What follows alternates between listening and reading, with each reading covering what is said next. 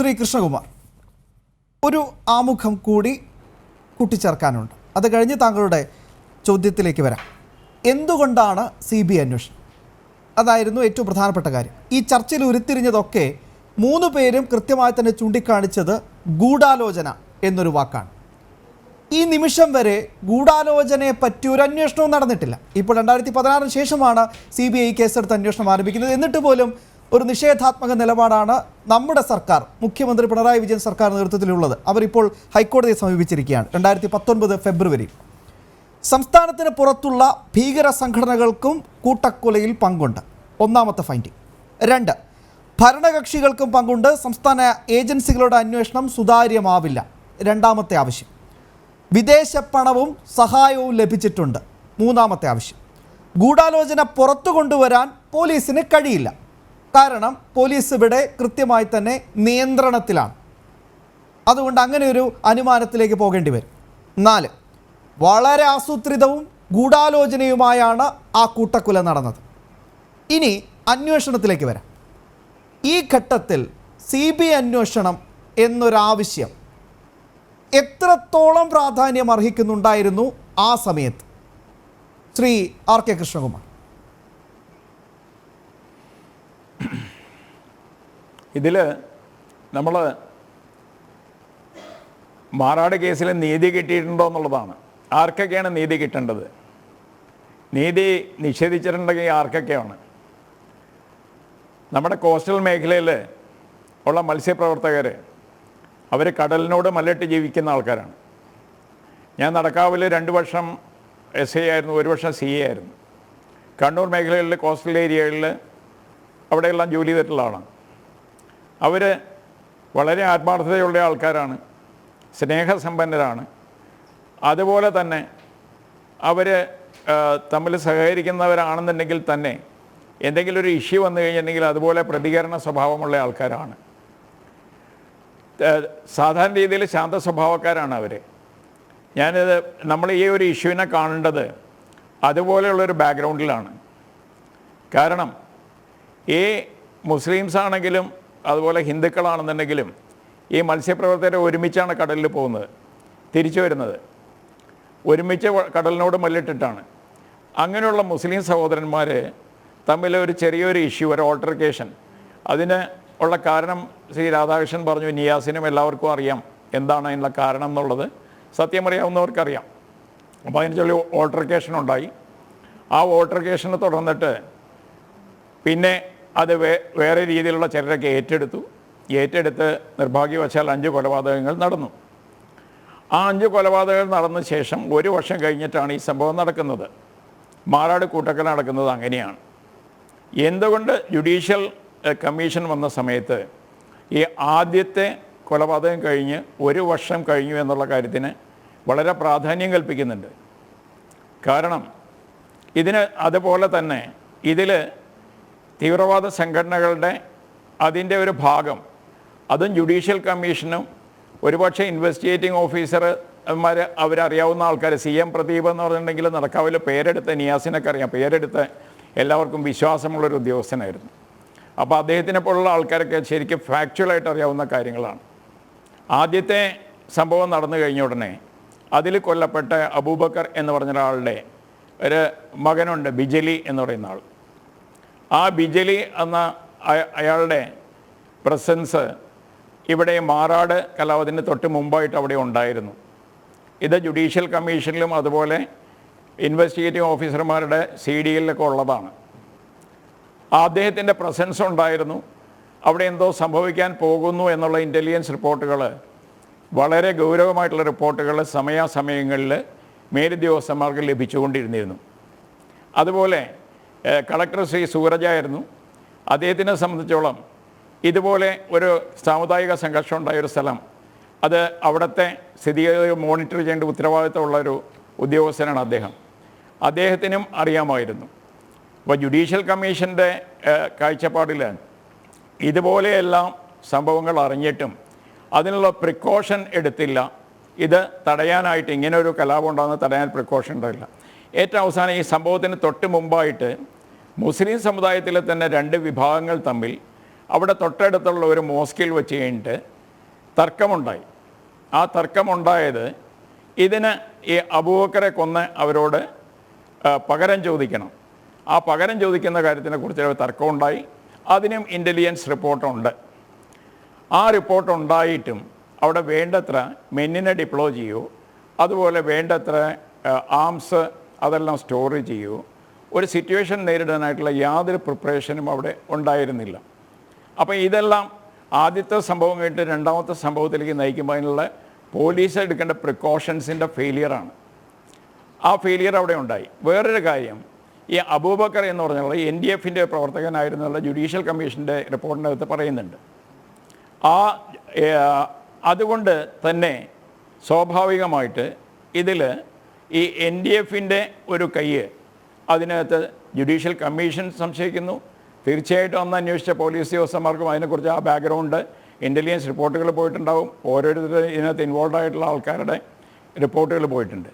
അപ്പോൾ ആ രീതിയിൽ NDF-ൻ്റെ അതിൽ ഈ പ്ലാനിങ്ങിൽ ഉള്ള ഭാഗം വളരെ വ്യക്തമാണ്. ഒരു കാര്യം ഞാൻ പറയട്ടെ, ഒരു ജുഡീഷ്യൽ കമ്മീഷനെ നിയോഗിക്കുന്നതിലെ ഉദ്ദേശശുദ്ധിയൊന്നും ഞാൻ ചോദ്യം ചെയ്യുന്നില്ല. പക്ഷേ ആ ജുഡീഷ്യൽ കമ്മീഷൻ നിർദ്ദേശിക്കുന്ന കാര്യങ്ങൾ, ആ കാര്യങ്ങൾ ഇൻവെസ്റ്റിഗേഷനിലുള്ള അതിനകത്തുള്ള അപാകതകൾ, അതുപോലെ തന്നെ ആ സമയത്ത് ഇങ്ങനെ ഒരു ഇൻസിഡൻ്റ് ഉണ്ടാകുന്നത് തടയാനായിട്ടുള്ള വീഴ്ചകൾ, അതുപോലെ തന്നെ ഇതിനകത്ത് പറഞ്ഞേക്കുന്നത് ഈ ശരിക്കും പറഞ്ഞെങ്കിൽ ഈ പോലീസ് ദേ ഹാവ് ഫെയിൽഡ് എന്നുള്ളത് മാത്രമല്ല, ശരിക്കും investigating of authorities not only has failed, they are refused to conduct proper investigation. ആ ജുഡീഷ്യൽ എൻക്വയറി കമ്മീഷൻ പറഞ്ഞാൽ അവർ അത് നിരാകരിച്ചു എന്നുള്ളതാണ്. പ്രോപ്പർ ഇൻവെസ്റ്റിഗേഷൻ നടത്താൻ പോലും അവർ തയ്യാറായില്ല എന്നാണ് ജുഡീഷ്യൽ കമ്മീഷൻ പറഞ്ഞേക്കുന്നത്. അത് നിസ്സാര സംഗതിയല്ല. അത് മാത്രമല്ല, അതിന് കുറച്ചും കൂടെ ബലം പകരുന്ന ഒരു സംഗതിയാണ്, മുസ്ലിം സമുദായത്തിൽപ്പെട്ട ഒരാൾ തന്നെ കോടതിയിൽ സമീപിച്ചിരിക്കുകയാണ്. ചില ഇതിനകത്ത് ബിസിനസ് കമ്മ്യൂണിറ്റിയാണ് ഇത് ഫണ്ട് ചെയ്തിരിക്കുന്നത്, ഇതിന് അന്തർദേശീയമായിട്ടുള്ള ഒരു വിദേശ ശക്തികളുടെ വിദേശത്തു നിന്നുള്ള പണം കിട്ടിയിട്ടുണ്ട്. അപ്പോൾ വിദേശത്ത് നിന്ന് പണം കിട്ടണമെന്നുണ്ടെങ്കിൽ തീർച്ചയായിട്ടും മറ്റ് സംഘടനകളുടെ അവരുടെ ഭാഗം ഇതിനകത്ത് സംശയിക്കാവുന്നതാണ് എന്നുള്ളത് വെറുതെ നമ്മൾ ഒരു സ്വപ്നം കാണുന്ന സംഗതിയോ അല്ലെങ്കിൽ ആരുടെയോ താല്പര്യം സംരക്ഷിക്കാനുള്ള സംഗതിയല്ല, ഫാക്ച്വലായിട്ടുള്ള കാര്യങ്ങളാണ്. അപ്പോൾ ഈ ഒരാളെ ഏതെങ്കിലും ഒരു സംഘടനയുടെ പ്രവർത്തകനാണെന്ന് നമ്മൾ പറയുന്നത്, അത് ശരിക്കും കൺസിസ്റ്റൻ്റ് ആയിട്ട് ഇൻ്റലിജൻസ് റിപ്പോർട്ടുകൾ വരുമ്പോഴാണ് അതിന് ഉപോത്ബലകമായിട്ടുള്ള തെളിവുകളുണ്ടെങ്കിൽ മാത്രമാണ് ഒരാൾ NDF-കാരനാണോ അല്ലെങ്കിൽ വേറെ പാർട്ടിക്കാരനാണോ നമ്മൾ അറിയുന്നത്. അപ്പോൾ അതിന് മറ്റ് മാനങ്ങൾ കൊടുക്കുന്നതല്ല. നമുക്ക് ജുഡീഷ്യൽ കമ്മീഷൻ്റെ അവർ പറഞ്ഞിരിക്കുന്ന നമ്മുടെ ആ നടപടിക്രമങ്ങൾ, ജുഡീഷ്യൽ കമ്മീഷൻ പറഞ്ഞത് ഒരു multi agency, CM Pradeep Kumar സാറിൻ്റെ ഇൻ്റർവ്യൂവിൽ പറഞ്ഞിട്ടുണ്ട്, മൾട്ടി ഏജൻസി വേണോ അത് അന്വേഷിക്കാനായിട്ട്. ശരിക്ക് നമ്മുടെ ഡയറക്ടറേറ്റ് ഓഫ് നമ്മുടെ റവന്യൂ അവർ വേണം, അതുപോലെ IB വേണം, അതുപോലെ തന്നെ CBI വേണം. ഇവരെല്ലാവരും കൂടെ ഉള്ള ഒരു ഇൻവെസ്റ്റിഗേഷനിൽ നിന്ന് മാത്രമേ യഥാർത്ഥത്തിൽ ഇതിൻ്റെ കാരണക്കാരായിട്ടുള്ള ആൾക്കാരെ ബുക്ക് ചെയ്യാനായിട്ട് സാധിക്കൂ എന്ന് പറയുന്നുണ്ട്. ഇതിൻ്റെ പ്രസക്തി എന്താണ്?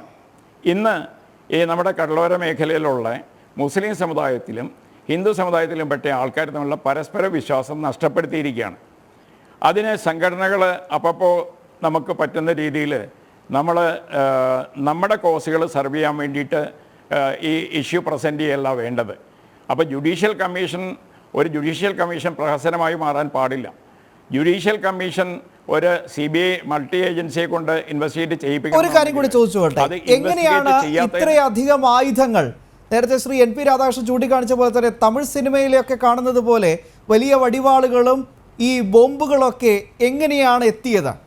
അപ്പോൾ ഈ ഇൻ്റലിജൻസ് റിപ്പോർട്ടുകൾ അവഗണിച്ചു, കൃത്യമായ മുൻകരുതൽ എടുത്തില്ല എന്നതോടൊപ്പം തന്നെ ഇതിനൊക്കെ അധികാരികൾ കൂട്ടുനിന്നു ചിലരെങ്കിലും, അങ്ങനെ കൂടി ഒരു വിലയിരുത്തൽ വേണ്ടി വരും. ഇൻവെസ്റ്റിഗേറ്റിംഗ് ഓഫ് ഇതിൽ ജുഡീഷ്യൽ കമ്മീഷൻ പിൻ പോയിൻ്റ് ചെയ്ത് പറഞ്ഞിരിക്കുന്ന ആളുകളുണ്ട്. അതിനകത്ത് ഒരാൾ ശ്രീ സൂരജാണ്. രണ്ടാമത്തെ ആളെക്കുറിച്ച് പറഞ്ഞിരിക്കുന്നത് അവിടുത്തെ അബ്ദുൾ റഹീം എന്ന് പറയുന്ന അസിസ്റ്റൻറ്റ് കമ്മീഷണറാണ്. അടുത്തയാൾ ശരിക്ക് സിറ്റി പോലീസ് കമ്മീഷണറായിരുന്ന സഞ്ജീവ് പഡ്ജോഷിയാണ്. ഇവരെ 3 പേരെയാണ് പിൻ പോയിൻ്റ് ചെയ്ത് പറഞ്ഞിരിക്കുന്നത്. ഇൻ്റലിജൻസ് റിപ്പോർട്ടുകൾക്ക് വേണ്ടത്ര പ്രസക്തി കൽപ്പിച്ച് കഴിഞ്ഞിട്ട് ഫോളോ അപ്പ് ആക്ഷൻ എടുക്കാനായിട്ട് ചുമതലയുള്ളവർ, എക്സിക്യൂട്ടീവ് പവർ അവരിലാണ് വെസ്റ്റഡ് ആയിട്ടുള്ളത്. അവർക്കെതിരെ നടപടികൾ ഇല്ലാണ്ടാവുമ്പോൾ തന്നെ ഇതിൻ്റെ ഇൻവെസ്റ്റിഗേഷൻ്റെ പ്രസക്തിയും CBI ഇൻവെസ്റ്റിഗേഷൻ്റെ പ്രസക്തിയും എല്ലാം നഷ്ടപ്പെട്ടു പോവാണ്. കാരണം ലോക്കലായിട്ടുള്ള ആൾക്കാരിൽ കോൺഫിഡൻസ് ഇൻസ്റ്റിൽ ചെയ്യണമെന്നുണ്ടെങ്കിൽ ഇതുപോലുള്ള ഉദ്യോഗസ്ഥന്മാർക്കേ സാധിക്കുകയുള്ളൂ. അവർ എറിയുന്ന ഉദ്യോഗസ്ഥന്മാർക്കെതിരെ നടപടി ഇല്ലെങ്കിൽ കുറേ പേരെ പ്രതികളാക്കിയിട്ട് അവരെ ശിക്ഷ മേടിച്ചു കൊടുത്തിട്ട് കാര്യമില്ല. ഇത് ഏറ്റവും വലിയ ഇന്ന് നടന്നുകൊണ്ടിരിക്കുന്ന ഏറ്റവും വലിയൊരു വീഴ്ചയാണ് സംവിധാനത്തിൻ്റെ. ഇന്ന് സ്വാധീനമുള്ള, രാഷ്ട്രീയ സ്വാധീനമുള്ള, ഭരണകക്ഷിയുടെ സ്വാധീനമുള്ള, അവരാര് വേണമെങ്കിലും ആയിക്കോട്ടെ, അവരുടെ സ്വാധീനമുള്ള ആൾക്കാർ അവരുടെ ചട്ടുകങ്ങളായിട്ട് അധപ്പതിക്കുന്നത് ശരിക്കും വേണമെങ്കിൽ അഭിമാനമുള്ള ഉദ്യോഗസ്ഥന്മാർക്ക് നമുക്ക് രസിക്കുന്ന സംഗതിയല്ല. നല്ല പോലീസ് ഡിപ്പാർട്ട്മെന്റിൽ അത് തന്നെയാണ് സാർ ഏറ്റവും പ്രധാനപ്പെട്ട കാര്യം. അതായത് ഈ റിപ്പോർട്ടിൽ കൃത്യമായി തന്നെ പോയിന്റ് ഔട്ട്, അതായത് പേരെടുത്ത് തന്നെയാണ് പറഞ്ഞത്. സൂരജിൻ്റെ കാര്യമായാലും ഈ ജോഷിയുടെ കാര്യമായാലും അബ്ദുൾ നസീറിൻ്റെ കാര്യമായാലും കൃത്യമായി പേരെടുത്താണ് പറഞ്ഞത്. എന്തെങ്കിലും നടപടി ഉണ്ടായോ? ശ്രീ RV ബാബു, സൂരജ് കുടുങ്ങിയിട്ടുണ്ട് ഈ പാലാരിവട്ടം അഴിമതി കാണിച്ചതിന്. അതല്ലാതെ എന്തെങ്കിലും നടപടി ഉണ്ടായോ? ശ്രീ RV ബാബു. ഇവിടെ വളരെ പ്രധാനപ്പെട്ട ഒരു കാര്യം ഇപ്പോൾ നിയാസ് പറഞ്ഞു. അതായത് നമ്മളൊക്കെ ആഗ്രഹിച്ച പോലുള്ളൊരു ജുഡീഷ്യൽ അന്വേഷണ കമ്മീഷൻ വന്നില്ലേ, ഏറ്റവും സുതാര്യമായിട്ട് കാര്യങ്ങൾ നടക്കണമെന്ന് വിചാരിച്ചില്ലേ, അതുകൊണ്ട് ഞങ്ങൾക്കൊന്നും മറയ്ക്കാനില്ല, ഒളിക്കാനില്ല എന്നൊക്കെ പറഞ്ഞു. ശരി, വാദത്തിന് വേണ്ടി അത് സമ്മതിച്ചു എന്ന് കരുതാ. ഹിന്ദു സംഘടനകൾ ആരും തന്നെ ജുഡീഷ്യൽ അന്വേഷണ കമ്മീഷൻ വേണം എന്ന് ആവശ്യപ്പെട്ടില്ല എന്ന് മാത്രമല്ല, നിയാസിനറിയാം ഒരു ജുഡീഷ്യൽ അന്വേഷണ കമ്മീഷനും ഒരു കേന്ദ്ര ഏജൻസി CBI പോലുള്ള ഒരു അന്വേഷണ ഏജൻസിയും അന്വേഷിക്കുമ്പോഴുള്ള വ്യത്യാസം എന്താണെന്ന് ഒരു വക്കീൽ എന്ന നിലയ്ക്ക് ശ്രീമാൻ നിയാസിന് വ്യക്തമായിട്ട് അറിയാം. ജുഡീഷ്യൽ അന്വേഷണ കമ്മീഷന് കുറേ ഡയറക്ഷൻസും ശുപാർശകളും വയ്ക്കാനേ കഴിയൂ. അതിനപ്പുറത്തേക്ക് ഒരു ആക്ഷൻ എടുക്കാൻ ഒരു സാധനവും ഒന്നും സാധ്യമല്ല. നമുക്കറിയാം, ഈ കടിക്കാൻ പല്ലില്ലാത്തൊരു സാധനമാണ് ജുഡീഷ്യൽ അന്വേഷണ കമ്മീഷൻ. CBI ആണെങ്കിൽ അത് എക്സിക്യൂട്ട് ചെയ്യുമായിരുന്നു, അറസ്റ്റ് ചെയ്യുമായിരുന്നു, ഇതിന്റെ പിന്നിലുള്ള ആൾക്കാരെ മുഴുവൻ അറസ്റ്റ് ചെയ്ത് ബിഹൈൻഡ് ദ ബാർസിലാക്കുമായിരുന്നു, തടവറയിലാക്കുമായിരുന്നു. പക്ഷേ ആ വ്യത്യാസമൊക്കെ അറിയാം. ശരി, ഇനി ഇവരുടെയൊക്കെ ആവശ്യം അനുസരിച്ച് അല്ലെങ്കിൽ ഇവരൊക്കെ പറയുന്ന പോലെ ഏറ്റവും സുതാര്യമായിട്ടുള്ള ഒരു അന്വേഷണ കമ്മീഷൻ ശുപാർശകൾ വന്നു. നേരത്തെ ശ്രീ കൃഷ്ണകുമാർജി പറഞ്ഞ പോലെ ആ റിപ്പോർട്ടുകളൊക്കെ വന്നല്ലോ. ആ റിപ്പോർട്ടിൽ വളരെ കൃത്യമായിട്ട് പറഞ്ഞത് എന്തായിരുന്നു? ഈ പറയുന്ന ഉദ്യോഗസ്ഥന്മാര്, കളക്ടർ സൂരജിന്റെ അനാസ്ഥ, സഞ്ജയ് പട്ജോഷിയുടെ അനാസ്ഥ, മറ്റേ അസിസ്റ്റന്റ് കമ്മീഷണറുടെ അനാസ്ഥ, എന്ത് നടപടിയാണ് പിന്നീട് വന്ന സർക്കാരുകൾ എടുത്തത്? LDF സർക്കാർ വല്ല നടപടി എടുത്തു? ഇപ്പൊ LDF സർക്കാർ, റഹീം വലിയ ആവേശത്തോടു കൂടി നേരത്തെ പ്രസംഗിച്ചല്ലോ, നേരത്തെ ഇവിടെ സൂചിക്കാണിച്ചു. റഹീം ഈ ജുഡീഷ്യൽ അന്വേഷണ കമ്മീഷന്റെ ഫോളോ അപ്പ് ആയിട്ടുള്ള ആക്ഷൻ പ്ലാൻ എന്താ എടുത്തത്?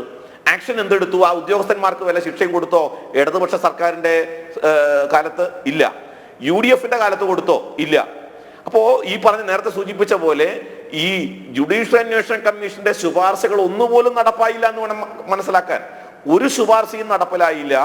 മാത്രമല്ല അതിന്റെ പരിണിത ഫലം നമ്മൾ മനസ്സിലാക്കണം. ഇവിടെ ഈ മാറാട് കൂട്ടക്കൊല ആസൂത്രണം ചെയ്യുമ്പോൾ അതിന്റെ ഗൂഢാലോചനയെക്കുറിച്ചും അതിന്റെ തീവ്രവാദ ബന്ധത്തെക്കുറിച്ചൊക്കെ നമ്മൾ ചർച്ച ചെയ്യുമ്പോൾ വളരെ വ്യക്തമായിട്ട് നമ്മൾ മനസ്സിലാക്കണം, ഇതിനകത്ത് ഒരു കാര്യമുണ്ട്. ഇപ്പൊ CBI അന്വേഷണത്തിന് ഉത്തരവിട്ടു ഹൈക്കോടതി എന്ന് പറഞ്ഞു. ഉത്തരവിട്ട ഒരു സാഹചര്യം കൂടി നമ്മൾ മനസ്സിലാക്കണം. എന്തുകൊണ്ട് ആ സാഹചര്യം? 2012 കൊളക്കോട് മൂസാഹാജിയുടെ ഹർജി ഹൈക്കോടതിയിൽ വന്നതിന് ശേഷമാണ് ഈ പ്രത്യേക അന്വേഷണ സംഘത്തിന്റെ ഉദ്യോഗസ്ഥനായിരുന്ന ശ്രീ CM പ്രദീപ് കുമാർ സർവീസിൽ നിന്ന് VRS എടുക്കുകയും ഈ കേസിൽ അദ്ദേഹം ഒരു സത്യവാങ്മൂലം സ്വമേധയാ സമർപ്പിച്ചു ഹൈക്കോടതിയിൽ. ഞാൻ അന്വേഷിച്ച കേസാണ് ഇത്. ഈ കേസിൽ സ്റ്റേറ്റ് പോലീസ് അന്വേഷിച്ച ഘടകങ്ങൾക്കപ്പുറം ഈ കേസിൽ ഒരു തീവ്രവാദ ബന്ധമുണ്ട്, ഗൂഢാലോചനയുണ്ട്, സംസ്ഥാനാന്തര ബന്ധമുണ്ട്. ആ രംഗത്തേക്ക് കൂടി അന്വേഷണം പോണ്ടതാണ്. അത് സ്റ്റേറ്റ് പോലീസ് ചെയ്തിട്ടില്ല. എന്റെ അന്വേഷണത്തിൽ നിന്ന് എനിക്കത് കണ്ടെത്താൻ കഴിഞ്ഞിട്ടുണ്ട് എന്നൊരു സത്യവാങ്മൂലം ശ്രീ CM പ്രദീപ് കുമാർ ഹൈക്കോടതിയിൽ സമർപ്പിച്ചതിന്റെയും കൂടിയും അടിസ്ഥാനത്തിലാണ് 2016 ഹൈക്കോടതി ഇത് CBIക്ക് ഏൽപ്പിക്കാൻ തീരുമാനമായത്. അപ്പോൾ ആ കാര്യം കൂടി നമ്മൾ മനസ്സിലാക്കണം. അപ്പോ അവിടെ ഒരു വ്യക്തമായ ഗൂഢാലോചനയുണ്ട്. നമുക്കറിയാം, പൊന്നാനി മുതൽ കാസർഗോഡ് വരെയുള്ള തീരപ്രദേശങ്ങൾ എന്ന് പറയുന്ന ഇടം ഈ മാറാട് ഒഴിച്ച് മിക്കവാറും ഞാൻ എന്റെ അറിവ് ശരിയാണെങ്കിൽ ശ്രീ രാധാകൃഷ്ണനെ പോലുള്ള ഒരു മേഖലയിൽ പ്രവർത്തിക്കുന്നവരാണ്. 99% പ്രദേശങ്ങളും ഈ ഒരു പ്രത്യേക മതവിഭാഗത്തിന് കീഴിലാണ്. എന്നാൽ മാറാട് മാത്രമാണ് ഒരു ഭൂരിപക്ഷ സമൂഹത്തിന്, അതായത് ഹിന്ദു ഭൂരിപക്ഷ പ്രദേശമായിട്ട് നിൽക്കുന്നത്. ഈ ഒരു മാറാട് അങ്ങനെ ഒരു പ്രദേശം അല്ലാതാക്കി മാറ്റാൻ ഇതിന്റെ പിന്നിൽ ഒരു ഗൂഢോദ്ദേശം ഉണ്ടായിട്ടുണ്ടോ? മാറാട് ഹിന്ദുക്കളെ അവിടെ നിന്ന് ഓടിക്കാൻ ഒരു പരിശ്രമം ഇതിന്റെ പിന്നിൽ പ്രവർത്തിച്ചിട്ടുണ്ടോ? ഇത്തരം കാര്യങ്ങളൊക്കെ അന്വേഷണത്തിന്റെ പരിധിയിൽ വരേണ്ടതാണ്. ഇതൊന്നും അന്വേഷിച്ചിട്ടില്ല, ഇതിന്റെ അന്വേഷണങ്ങളൊന്നും നടന്നിട്ടില്ല. ഇപ്പൊ യഥാർത്ഥത്തില് പിന്നീട് നമ്മൾ കാണുന്നത് എന്താ? ഈ മാറാട് കേസിന്റെ ഗൂഢാലോചന അന്വേഷിക്കാതിരിക്കുക, അതിന്റെ തീവ്രവാദ ബന്ധങ്ങൾ അന്വേഷിക്കാതിരിക്കുക, അത് കണ്ടെത്താൻ രണ്ടു കൂട്ടരും ഇടതുപക്ഷവും വലതുപക്ഷവും ശ്രമിക്കാതിരിക്കുന്നതിലൂടെ പിന്നീട് കേരളം കണ്ട കാഴ്ചകൾ എന്തൊക്കെയാണ്? നമ്മൾ കണ്ടത് എന്താ? പിന്നീടുണ്ടായ മുഴുവൻ ഭീകരാക്രമണ കേസുകളും നമുക്ക് ഒഴിവാക്കാൻ കഴിയുമായിരുന്നു യഥാർത്ഥത്തിൽ മാറാട് കേസിലെ ഗൂഢാലോചന കണ്ടെത്തിയിരുന്നുവെങ്കിൽ. മാറാട് കേസിലെ യഥാർത്ഥ പ്രതികളെ ഗൂഢാലോചനയും അന്വേഷിച്ച് കണ്ടെത്തിയിരുന്നുവെന്നുണ്ടെങ്കിൽ നമ്മുടെ IS റിക്രൂട്ട്മെന്റ് ഒഴിവാക്കാൻ കഴിയുമായിരുന്നു, കാശ്മീരിലെ റിക്രൂട്ട്മെന്റ് നമുക്ക് ഒഴിവാക്കാൻ കഴിയുമായിരുന്നു, കേരളത്തിലെ ഒട്ടനവധി ഭീകരാക്രമണ കേസുകൾ നമുക്ക് ഒഴിവാക്കാൻ കഴിയുമായിരുന്നു. പക്ഷേ അതൊന്നും നടക്കാതിരുന്നതിന്റെ കാരണം യഥാർത്ഥത്തിൽ മാറാട് സംഭവത്തിന്റെ യഥാർത്ഥ പ്രതികളെ കണ്ടെത്തിയില്ല എന്നുള്ളതാണ്. കൊന്നവരെ അറസ്റ്റ് ചെയ്തു. കേരളത്തിന്റെ ചരിത്രത്തിൽ ഒരുപക്ഷെ കൊന്നവരെ അറസ്റ്റ് ചെയ്ത് 86 പേർക്ക് ജീവപര്യന്തം തടവും കിട്ടി. 148 പേർക്കെതിരെ FIR രജിസ്റ്റർ ചെയ്തു. അതിൽ 123 പേർക്കെതിരെ വിചാരണ നടത്തി. അതിൽ 86 പേർക്ക് ഇപ്പോ ഹൈക്കോടതി 24 പേർക്ക് കൂടി വിധിച്ചതോടുകൂടി 86 പേർക്ക് ജീവപര്യന്തം തടവും കിട്ടി. പക്ഷേ കൊന്നവരെ പിടിച്ചു, കൊല്ലിച്ചവർ ഇപ്പോഴും കർട്ടന്റെ പുറകിൽ നിൽക്കുകയാണ്. അത് കണ്ടെത്താതെ നമുക്ക് ഇരകൾക്ക് നീതി കിട്ടിയെന്ന് എങ്ങനെ പറയാൻ സാധിക്കുക? ഇരകൾക്ക് നീതി കിട്ടിയെന്ന് എങ്ങനെയാണ് നമുക്ക് വിശ്വസിക്കാൻ സാധിക്കുക? അതുകൊണ്ട് ഇടതുപക്ഷ സർക്കാരായാലും പിന്നീട് UDFന്റെ കാലത്ത് വന്ന സർക്കാരായാലും രണ്ടു കൂട്ടരും ഈ അന്വേഷണം യഥാർത്ഥത്തിൽ CBI അന്വേഷണം തന്നെ നടക്കരുത്, യഥാർത്ഥ പ്രതികളിലേക്ക് അന്വേഷണം എത്തരുത് അതിൽ തന്നെയാണ് വ്യക്തമായി. കാരണം അതുകൊണ്ടാണ് ഒടുവിൽ കേന്ദ്രത്തിൽ ഭരണം മാറിയപ്പോൾ CBI വന്നു നേരറിയാൻ. പക്ഷേ അപ്പോഴും രേഖകളൊന്നും കൊടുക്കുന്നില്ല. അപ്പോഴെന്തൊക്കെ ഒളിക്കാനുണ്ട്? ഇപ്പോൾ മാറാട് നിന്ന് മുരുകേഷ് ചേരുകയാണ്. മുരുകേഷ്, സ്വാഗതം ഈ ചർച്ചയിലേക്ക്. അദ്ദേഹം ടെലിഫോണിലാണ് ഇപ്പോഴുള്ളത്. മുരുകേഷ്, ഈ ഘട്ടത്തിൽ നമ്മൾ ചോദിക്കുന്ന ചോദ്യം തന്നെയാണ് ഇവിടെ താങ്കളോടും ചോദിക്കാനുള്ളത്. ഈ ചോരയിൽ ആരാണ് രാഷ്ട്രീയം കളിക്കുന്നത്? നീതി നിഷേധിക്കുന്നത് ആരാണ്? പ്രതികരണം. 17 വർഷങ്ങളായിട്ട് പറയാം. കേൾക്കാം, പറഞ്ഞോളൂ മുരുകേഷ്, പറഞ്ഞോളൂ. 17 വർഷമായിട്ട് നീതിക്ക് വേണ്ടി ഇവിടെ സമൂഹം ഇവിടെ മാറി മാറി ഭരിച്ച ഇടവനും വലതിനും CBI അന്വേഷണം വരരുത് എന്നവർക്ക് ഭയങ്കര വാശിയായിരുന്നു. കാരണം മാറാട് സംഭവം കഴിഞ്ഞ് അതേ വർഷം ഓണ സമയത്ത് മാറാടിലെ അമ്മമാർ ഉപവാസം നടത്തുമായിരുന്നു, CBI അന്വേഷണം വേണം എന്ന് പറഞ്ഞിട്ട്. അതേ സമയത്ത് അന്ന് കോഴിക്കോട് ടൗൺ ഹാളിൽ ഇന്നത്തെ മുഖ്യമന്ത്രി ശ്രീ പിണറായി വിജയനും അന്നത്തെ KPCC പ്രസിഡന്റായിരുന്ന ശ്രീ മുരളീധരനും കൂടെ ഒരുമിച്ചൊരു പ്രസ്താവന നടത്തിയിട്ടുണ്ടായിരുന്നു. അവർ പറഞ്ഞത് മാറാട് സംഭവം CBI അന്വേഷിക്കാനൊന്നും പോകുന്നില്ല, അത് CBI അന്വേഷണം വേണ്ടെന്ന് ഞങ്ങൾ തീരുമാനിച്ചു കഴിഞ്ഞു എന്നാണ്. അതോടൊപ്പം ശ്രീ മുരളീധരൻ പറഞ്ഞൊരു കാര്യമുണ്ട്, മാറാടത്തെ കുറെ അരയ സ്ത്രീകൾ അവിടെ വന്ന് അലമുറയിട്ട് കരയുന്നു, അതുകൊണ്ടൊന്നും കാര്യമില്ല, CBI അന്വേഷണം നടക്കൂലാണ്. അപ്പൊ അത്രയ്ക്കും ഇവര് വെൽ പ്ലാൻ ചെയ്തിട്ടാണ് ഈ സംഭവം നടന്നത്. നമുക്കറിയാം UPA ഭരണ സമയമാണെന്ന്. ഈ സമയത്ത് കേന്ദ്രമന്ത്രി അഹമ്മദ് മാറാട് സന്ദർശിച്ചിട്ടുണ്ടായിരുന്നു. പക്ഷെ അദ്ദേഹം മാറാട് സന്ദർശിക്കുകയല്ല ചെയ്തത്. മാറാട് വന്നിട്ട് ഈ കൂട്ടക്കൊല ചെയ്ത പ്രതികൾ മുഴുവൻ രക്തം ഉറ്റി വീഴുന്ന വാളുമായിട്ട് പള്ളിയിലാണ് കയറുന്നത്. ആ പള്ളിയിൽ മുഴുവൻ രക്തക്കറയായിരുന്നു. ഈ മുഴുവൻ ആളുകളെ വെട്ടിയ പ്രതികളും ആദ്യം ഓടിക്കയറുന്നത് പള്ളിയിലാണ്. ഈ പള്ളിയിലെ രക്തക്കറ ഈ അഹമ്മദ് വന്ന സമയത്ത് നേരിട്ട് പള്ളിന്റെ മുമ്പിൽ കാറ് നിർത്തി പള്ളിയിൽ കയറി ആ രക്തം കഴുകി, ആ കറ മുഴുവൻ കഴുകി തെളിവ് നശിപ്പിച്ചിട്ട് അവിടെ നമസ്കരിച്ചിട്ടാണ് അദ്ദേഹം തിരിച്ചു പോയത്. അദ്ദേഹം ഒരു ഇരകളെയും കണ്ടിട്ടില്ല. ഈ സംഭവം നടന്നതിന്റെ അടുത്ത ദിവസം CO സൂരജ് മാറാട് സന്ദർശിച്ച സമയത്ത് ഞങ്ങൾ അദ്ദേഹത്തോട് പറഞ്ഞു, അവിടെ അനധികൃതമായി കടൽ ഭിത്തിനോട് ചേർന്നൊരു പള്ളി പണിതിട്ടുണ്ട്, ആ പള്ളി സെർച്ച് ചെയ്യണം, അവിടെ കുഴിക്കണം, അവിടെ ആയുധങ്ങളുണ്ട്, അത് ഞങ്ങൾക്കറിയാം, അവിടെ പല പ്രാവശ്യം ജീപ്പുകൾ രാത്രി വന്നു പോയിട്ടുണ്ട്, എത്രയും പെട്ടെന്ന് റെയ്ഡ് ചെയ്യണമെന്ന് പറഞ്ഞപ്പോൾ അദ്ദേഹം 2-3 പ്രാവശ്യം അത് ചെയ്തില്ല. വീണ്ടും വന്നപ്പോൾ ഞങ്ങൾ പറഞ്ഞു, സാറ് ചെയ്യാനുള്ള സംവിധാനം ചെയ്തില്ലെങ്കിൽ ഞങ്ങൾ ആ പള്ളിയിൽ കയറുമെന്ന് പറഞ്ഞു. അതിന്റെ അടിസ്ഥാനത്തിലാണ് ആ പള്ളിയിൽ വന്നിട്ട് JCB ഉപയോഗിച്ചിട്ട് നൂറുകണക്കിന് ഒരു മിനിറ്റ് ഒരു മിനിറ്റ്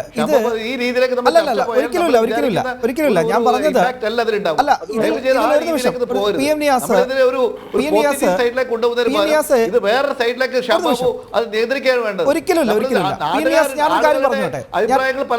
ഞാനൊരു കാര്യം പറഞ്ഞോട്ടെ ഇത് കളവാണ്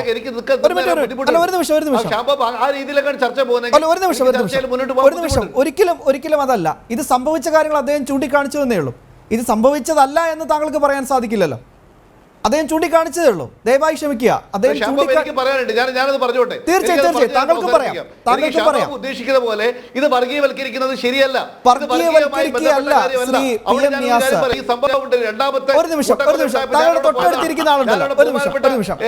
ഇന്നത്തെ മുൻ മന്ത്രിയായിരുന്ന MK മുനീർ അവിടെ പോയതാണ്.